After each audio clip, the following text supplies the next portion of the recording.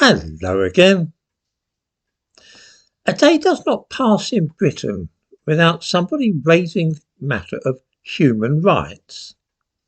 For left-wing people, this is often in connection with the rights guaranteed by the European Convention on Human Rights, while for those at the opposite end of the political spectrum, they are generally more concerned about their right to say what they please, even if others find their views offensive. This is the supposed right to freedom of expression. Free speech.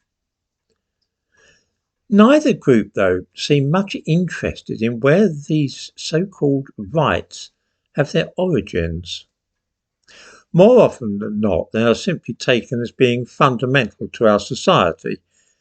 The idea appears to be that everybody has some kind of right to a home, to heating and food, to be able to live freely, say what they please, and so on. There are, though, only two possible sources for these rights. One is that they are an integral part of the universe, something natural like gravity or electromagnetism. From that perspective, human rights are eternal and unchanging, and were created along with matter and energy during the origin of the universe at the time of the Big Bang, billions of years before there even were any humans. The only other possibility is that they have been created by humans and that the only rights we enjoy are those which are granted to us by law. If this is so, then of course human rights must vary from time to time and be very different in different nations. Human rights in this case would be vastly different in China and Iran from those which we enjoy in this country, and to talk about any denial of human rights in other countries would be ridiculous. If a country passes a law which denies people the right to free speech, then there's an end to the matter. There's no reason why that's any worse than the situation here where we do have a right to free speech. This would mean that there are no universal human rights, and that our rights depend only on where and when we happen to have been born. I invite viewers to pause at this point and ask themselves in the first instance to which school of thought they belong as regards human rights.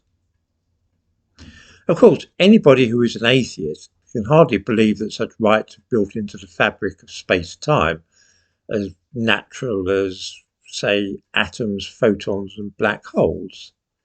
There's no evidence at all that ethical values arose at the dawn of time and exist in some mysterious fashion quite independent of human culture. In that case, they can only think that rights are a free creation of men and women, just like any other laws. Some countries make bad laws, of course, and greatly restrict the rights of citizens.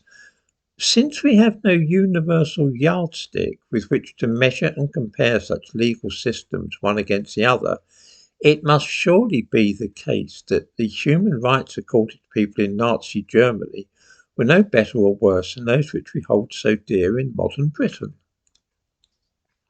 There are no universal values, no universal rights, no fundamental way of asserting that we have a right to free speech or that asylum seekers have a right to be looked after and cared for. Our current laws will not last forever, and no doubt some of them are bad laws and ought to be scrapped.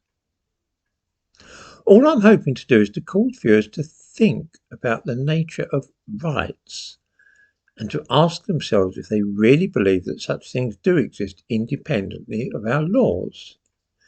If Britain, say, passed a law abolishing human rights for immigrants or asylum seekers, I dare say that many people would be shocked and dismayed and appeal to some vague right to life, right to freedom and so on. There are no such rights, at least not in any objective sense. The only rights you will ever have, can ever have, in this country are the ones granted to you by Parliament.